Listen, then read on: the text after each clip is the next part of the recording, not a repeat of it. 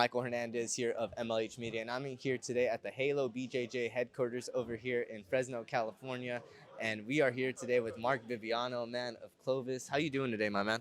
Good, bro. Good. How's your day going?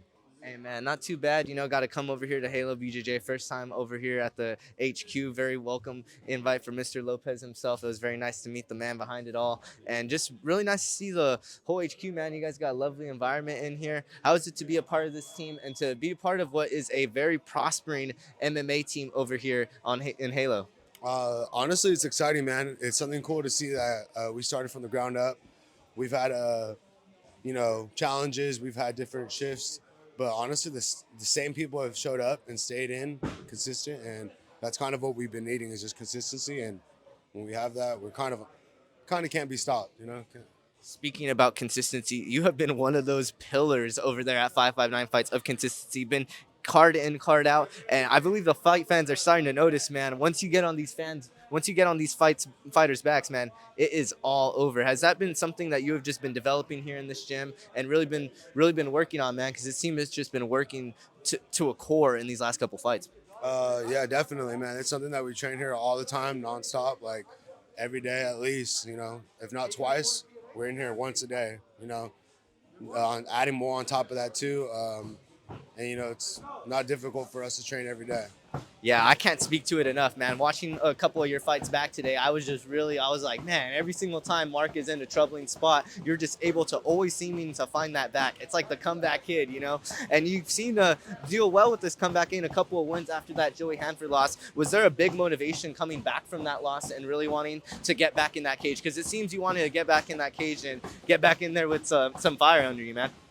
Definitely, man. That was a great fight. Anytime I tell anybody anything, I tell them, like, go ahead and watch my second fight. Because that's, I think, the best fight that I have. It shows everything from the ups and the downs. On the Camel website, though, it says they got stopped in the second round. It's third round, just saying. I want to clarify that. But honestly, definitely, that fight just showed me it was like, damn, bro, you can't, you got to add to it. There's always more to add to what you're doing. But it definitely brought some fire because it was just like, I don't want to end 1-1. And it's not just something I wanted to stop and do one time, It was something I wanted to keep doing and going after. So we're on the rise up. Yeah, man, you definitely you've continued to show that you have wanted to be in that cage. Now getting a matchup with Dorian Hale, another guy that has seen the lightweight title picture. Was that something when you seen that matchup, you're like, wow, like, is a title matchup next to me? Or is it just like, hey, man, let's keep on knocking him down and let's see where it gets me?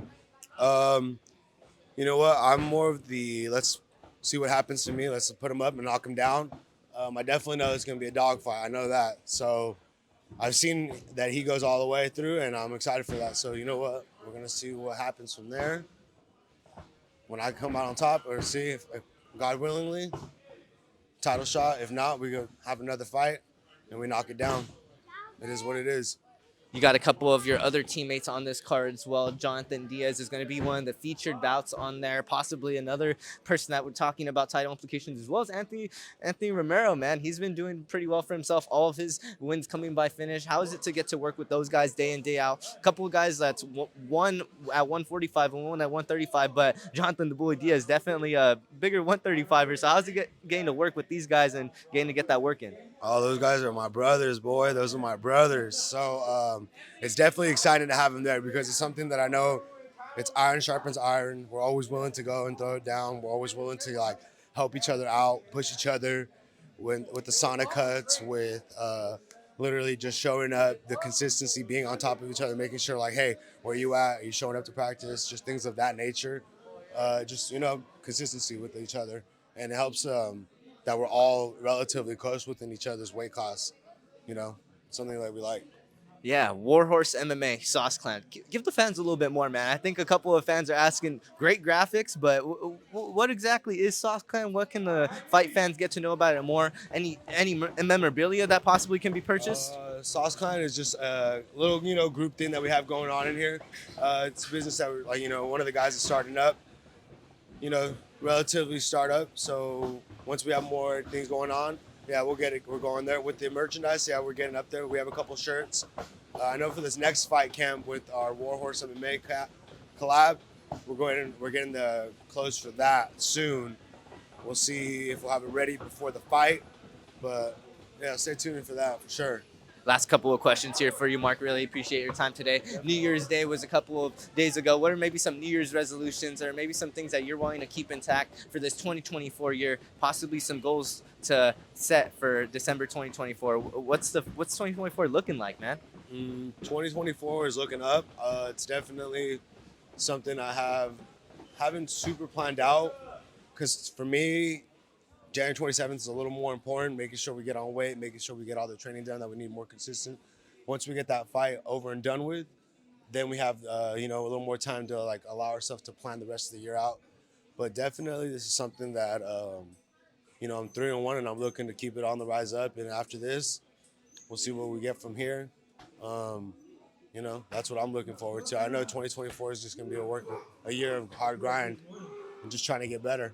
That lightweight title picture opening up, man. That lightweight title being on the line that same night that you're going to be fighting on January 27th. Anybody in particular that you wanted to thank for this camp? Any sponsors? I know that you obviously had a ton of teammates over here at Halo Jiu-Jitsu. Anybody in particular you wanted to thank in this interview, my man?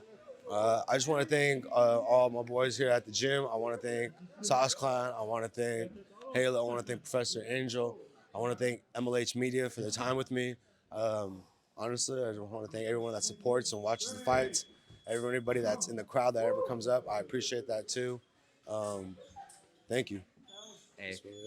Thank you, my man. Michael Hernandez here of MLH Media. And we are going to be signing out over here with a 559 fights 103 winning hopeful in Marc Bibiano here out of Halo BJJ. Thank you, my man.